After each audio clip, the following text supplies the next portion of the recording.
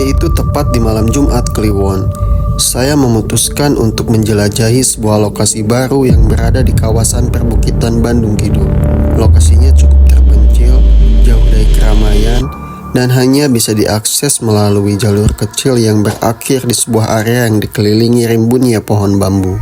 Saya tiba menjelang waktu maghrib.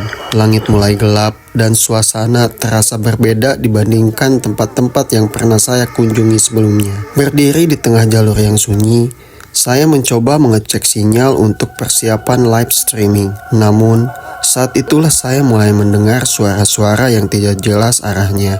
Kadang terdengar seperti bisikan, kadang seperti seseorang yang sedang berjalan di balik semak-semak. Ketika saya mencoba mencari sumber suara tersebut, semuanya kembali hening. Adan dulu Weh.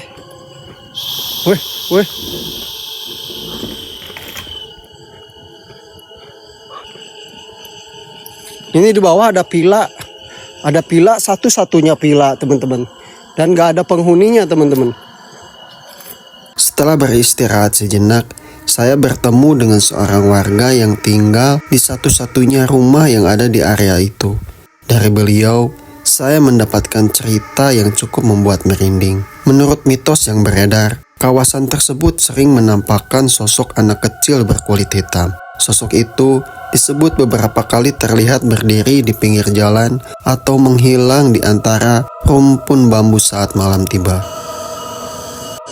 Pukul 8 malam, saya mulai melakukan live streaming. Suasana saat itu benar-benar sunyi, tidak ada kendaraan, tidak ada aktivitas manusia, hanya suara serangga malam dan sesekali suara aneh yang terdengar dari arah yang tidak bisa saya pastikan.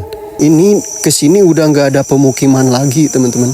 Seriously, saya juga merinding ini nih. Semakin lama berada di sana, suasana terasa semakin berat. Saat menelusuri jalur lebih dalam, saya menemukan sebuah pohon beringin tua yang terlihat sangat tidak biasa. Batangnya dipenuhi paku-paku yang menancap dari bagian bawah hingga atas. Pemandangan itu langsung menimbulkan banyak pertanyaan.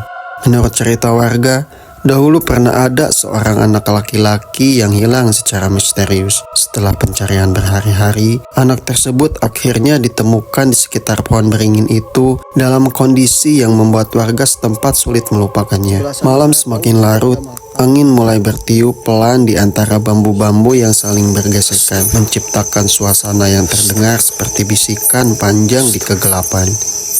Teman-teman, kita silent ya.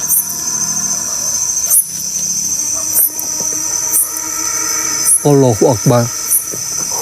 Ada yang jatuh, men. Di tengah jalur yang senyap itu, saya mulai memahami mengapa tempat ini menyimpan begitu banyak cerita misteri. Apakah semua kisah yang beredar hanyalah mitos turun-temurun, ataukah memang ada sesuatu yang masih menghuni jalur senyap ujung Bandung Kidul hingga hari ini? Itu yang membuat lokasi ini menjadi salah satu perjalanan paling mencekam yang pernah saya alami. Teman-teman, saya merinding.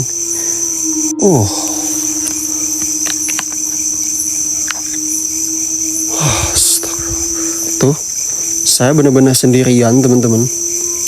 Iya, sendiri, Kak. Ini tuh, lihat.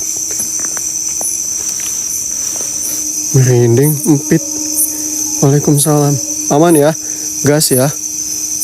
Kita belum setengah-setengahnya acan. Ini lokasi baru, teman-teman. Saya belum pernah main ke sini nih.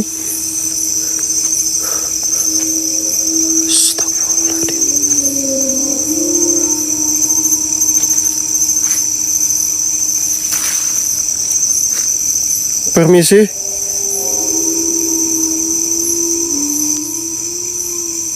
Iya, Kak Wida, ngeri-ngeri kan? Hah? Kalian dengar ada yang nangis? Coba kalian typing, dengar gak? Ada yang nangis, coy.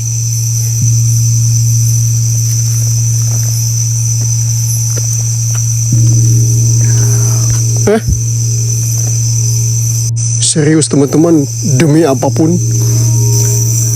Itu ada dogi, teman-teman.